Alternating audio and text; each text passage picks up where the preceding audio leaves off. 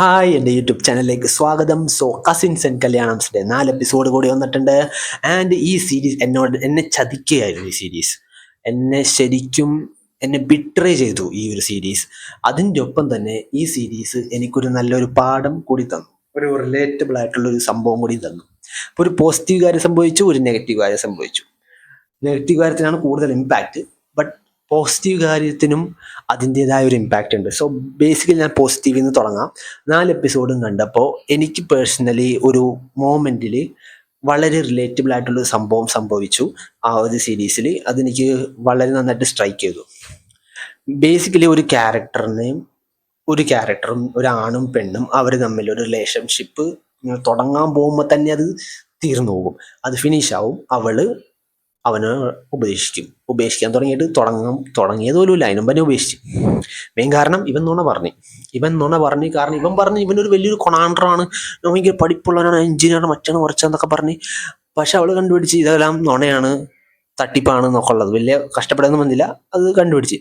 അപ്പൊ ഇവന്റെ ഒരു കസിൻ, ഓഫ്കോഴ്സ് കസിൻസും കല്യാണമുള്ളൂ, ഇവന്റെ കസിൻ ഇവനോട് ചോദിച്ചു, എന്തിനാണ് നീ ഈ നുണ പറഞ്ഞത്?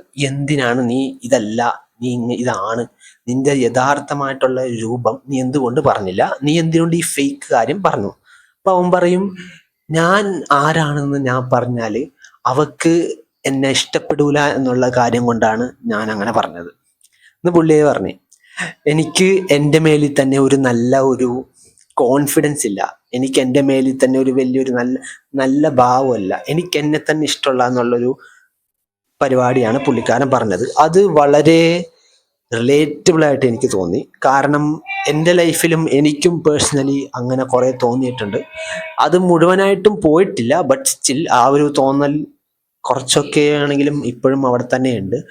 ഞാൻ ഇനഫല്ല, ഞാൻ ഒരിക്കലും പൂർണ്ണതായിട്ട് അങ്ങനത്തെ ഒരു സംഭവം ഇല്ല. ഒന്നാമത് പെർഫെക്റ്റ് ഇല്ല, ബട്ട് സ്റ്റിൽ എനിക്ക് എന്നെ തന്നെ ഇഷ്ടമില്ലാത്ത കുറേ കാര്യങ്ങളുണ്ട്.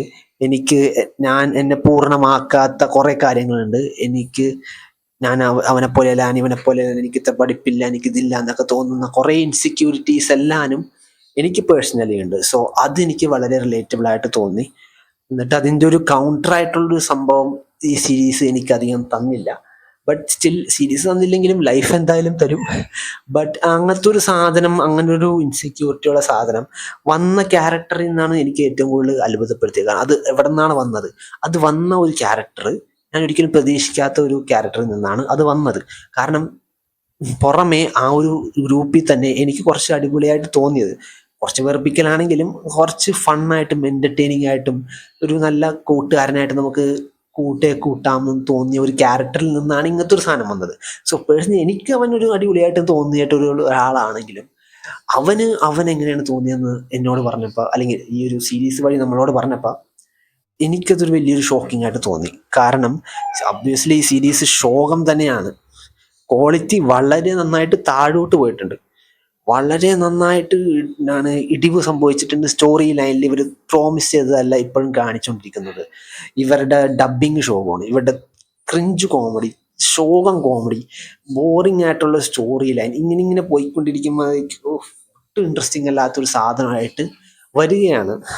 അതാണ് ഞാൻ പറഞ്ഞ മറ്റൊരു നെഗറ്റീവ്.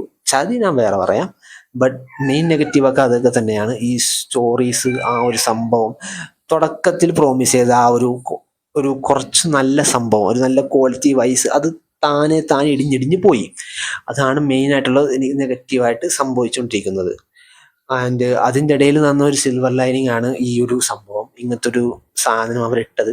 അത് ആ ഒരു തോട്ട് അവർ വന്നതിൽ ഞാൻ അവരെ അപ്രിഷ്യേറ്റ് ചെയ്യുന്നു. അങ്ങനത്തെ ഒരു തോട്ട് വന്നത്, അത് അവർ എക്സ്പ്രസ് ചെയ്തതും അത് നല്ല കാര്യം തന്നെയാണ്.